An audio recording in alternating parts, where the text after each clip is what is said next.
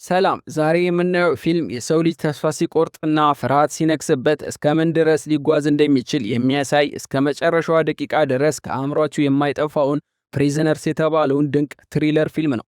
ታሪኩ የሚጀምረው በፔንሲልቬኒያ ግዛት በሚኖር ኬለር በሚባል ጠንካራና ሃይማኖተኛ የቤተሰብ አባት ነው። በምስጋና ቀን የኬለር ቤተሰቦች አቅራቢያቸው ወደሚገኝ የጓደኞቻቸው የበርች ቤተሰብ ለእራት ይሄዳሉ። ሁሉም ነገር በደስታና በሳቅ እየተመራ ነበር። ነገር ግን ይህ ደስታ ረጅም ጊዜ አልቆየም። የኬለር የ6 ዓመት ልጅና የጓደኛው ልጅ ጆይ ቀይ አሻንጉሊት ፍለጋ ወደ ኬለር ቤት ብቻቸውን ይሄዳሉ። በመንገድ ላይ ግን አንድ እንግዳና አጠራጣሪ አሮጌ አርቪ መኪና ቆሞ ያያሉ። ልጆቹ ወደ ቤት ከተመለሱ በኋላ ድንገት ድምጻቸው ይጠፋል። ሰዓታት ያልፋሉ፣ ልጆቹ ግን የሉም። ፍለጋው ይጀመራል፣ ነገር ግን ልጆቹ የትም አልነበሩም። በቅጽበት የሁለቱ ቤተሰቦች ሕይወት ወደ ጨለማ ይቀየራል። እዚህ ጋ ነው እንግዲህ መርማሪ ሎኪ ወደ ታሪኩ የሚገባው። ሎኪ እስካሁን የያዘውን ማንኛውም የወንጀል መዝገብ ሳይፈታ ዘግቶ የማያውቅ ጎበዝ መርማሪ ነው። ወዲያውኑ ፍለጋውን ይጀምራል። ልጆቹ በጠፉበት አካባቢ ታይቶ የነበረው ያንን አሮጌ አርቪ መኪና በጫካ ውስጥ ያገኙታል። መኪናውን የሚነዳው አሌክስ የተባለ ልጅ ነበር። አሌክስን ይይዙታል። ነገር ግን ምርመራ ሲደረግበት የሚገርም ነገር ይፈጠራል። አሌክስ የ10 ዓመት ሕፃን ልጅ ሲሆን ንግግር የማይችልና ምንም ነገር የማያውቅ ምስኪን ሆኖ ያገኙታል። በመኪናው ውስጥም ሆነ በቤቱ ውስጥ ምንም አይነት የልጅ ምልክት አላገኙም። ፖሊስ ምንም አይነት መረጃና ማስረጃ ስላላገኘ የ72 ሰዓት የቁጥጥር ጊዜ ሲያበቃ አሌክስን ለመልቀቅ ይገደዳል። ይህ ውሳኔ ግን ለልጁ አባት ለኬለር መጨረሻ ሊዋጥለት አልቻለም። አሌክስ ከፖሊስ ጣቢያ ሲለቀቅ ኬለር በቁጣ አንቆ ይዘዋል።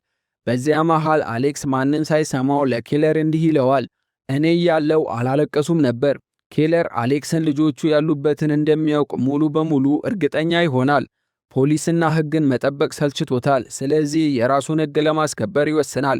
ኬለር አሌክስን በሚስጥር አግቶ በአባቱ በተተወ አሮጌ ቤቱ ውስጥ ይቆልፍበታል።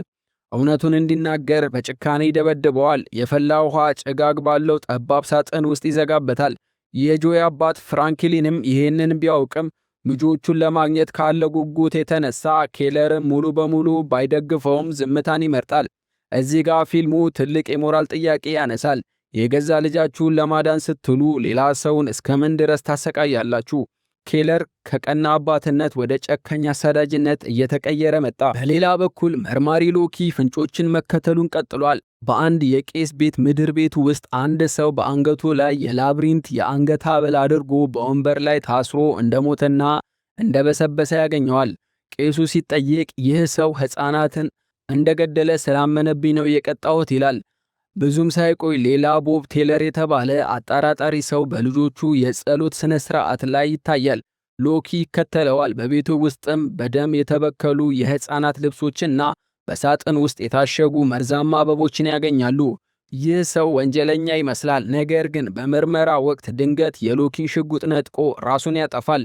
በኋላ ላይ እንደታወቀው ግን ቦብ ቴለር ሕፃናቱን የወሰደ ሳይሆን በልጅነቱ ራሱን የታገተና አእምሮው የተናጋ የፖሊስ ልብስ ሰርቆ የሕፃናቱን ልብስ የገዛ ሚስኪን ሰው ነበር። ታሪኩ ይበልጥ እየተወሳሰበ ይሄዳል። ነገሮች ሁሉ ተስፋ አስቆራጭ በሆኑበት ሰዓት ያልተጠበቀ ነገር ይፈጠራል።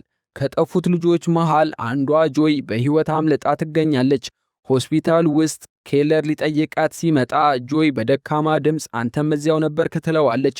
ኬለር በጣም ይደነግጣል። እሱ እዚያ አልነበረም። ነገር ግን ጆይ ምን ማለቷ እንደሆነ ወዲያውኑ ይገባዋል። ጆይ እሱን የሰማችው የአሌክስ አክስት ሆሊ ጆንሰን ለመጠየቅ ወደ ቤቷ በሄደበት ሰዓት ነበር። እውነተኛ አጋች የአሌክስ አክስት ናት። ኬለር ፖሊስን ሳይጠራ በፍጥነት ወደ ሆሊ ቤት ይሮጣል። ነገር ግን ሆሊ አስቀድማ ተዘጋጅታበት ነበር። በሽጉጥ አስገድዳ መርዝ እንዲጠጣ ካደረገችው በኋላ እግሩ ላይ ትመታዋለች። እውነቱ ይፋ ወጣ። ሆሊና ባለቤቷ ማለትም ያ በቄሱ ቤት ውስጥ የሞተው ሰው ልጃቸው በካንሰር ከሞተ በኋላ በእግዚአብሔር ተቆጥተው የሰዎችን እምነት ለማጥፋት ሲሉ ሕፃናትን ማገትና መግደል የዘወትር ስራቸው አድርገውት ነበር። አሌክስንም ራሱ የመጀመሪያ ያገቱት ልጅ ነበር። ሆሊ ኬለርን መኪና ስር ተደብቆ በተሰራ ጥልቅና ጨለማ ጉድጓድ ውስጥ ከተዋለች። ያ ጉድጓድ ላይ መኪና ታቆምበታለች። ኬለር እዚያ ውስጥ የልጁን የአናን ቀይ አሻንጉሊት ያገኛል። መርማሪ ሎኪ ለአሌክስ ፎቶ ፍለጋ ወደ ሆሊ ቤት ይመጣል። እዚያም ሆሊ ሕፃኗን አናን መርዝ ልትወጋት ስትል ይደርሳል። በሰከንዶች ፍልሚያ ሎኪ ሆሊን ተኩሶ ይገድላታል። እሱም ግንባሩ ላይ ይቆስላል። አናን አቅፎ በከፍተኛ ፍጥነት በደምና በዝናብ እየታጠበ ሆስፒታል ይደርሳል። ሕይወቷንም ያተርፈዋል። አሁን ፊልሙ ሊያበቃ ነው። አና እና ጆይ ከቤተሰቦቻቸው ጋር ተቀላቅለዋል። አሌክስም ወደ እውነተኛ ቤተሰቦቹ ተመልሷል።